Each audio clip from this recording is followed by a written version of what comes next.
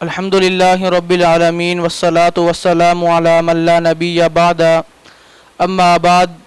میرے عزیز دوستوں اور بزرگوں، 4 محرم الحرام کو اسلام آباد کے اندر شیعوں کا ذاکر آصف رضا علوی نے امیر المؤمنین خلیفۃ المسلمین سیدنا ابو بکر صدیق رضی اللہ تعالی عنہ کی شان کے اندر بدترین گستاخی کی۔ میں اس پر اور اس کی ماں پر جس نے اسے پیدا کیا، ان دونوں کے اوپر لعنت بھیج کر آگے بات کو بڑھاتا ہوں کہ پاکستان کی سرزمین کے اندر کب تک یہ گستاخیوں کے واقعات رونما ہوتے رہیں گے؟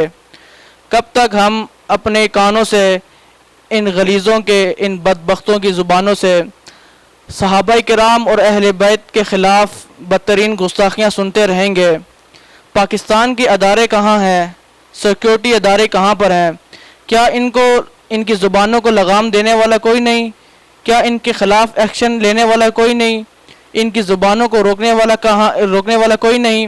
کہاں گئی ہے حکومت؟ ادارے کہاں گئے ہیں؟ سیکیورٹی ادارے کہاں گئے ہیں؟ کب تک یہ گستاخیاں چلتی رہیں گی؟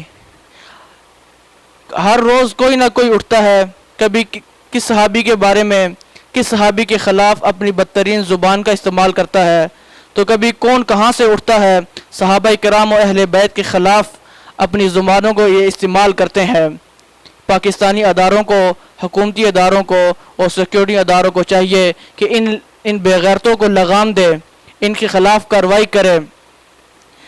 حلال نکاح سے پیدا ہونے والا ہمیشہ حلال نکاح سے پیدا ہونے والا ہمیشہ صحابہ کرام کا احترام کرتا ہے اور کرے گا، اور حرام نکاح سے پیدا ہونے والا ہمیشہ صحابہ کرام و اہل بیت کے خلاف بغض رکھے گا اور ان کے خلاف بکواس کرے گا۔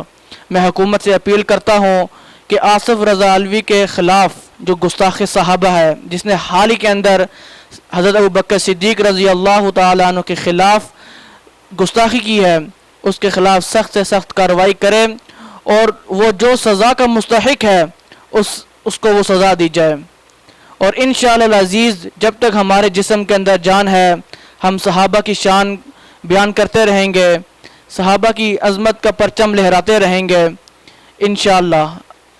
وآخر دعوانا الحمدللہ رب العالمین۔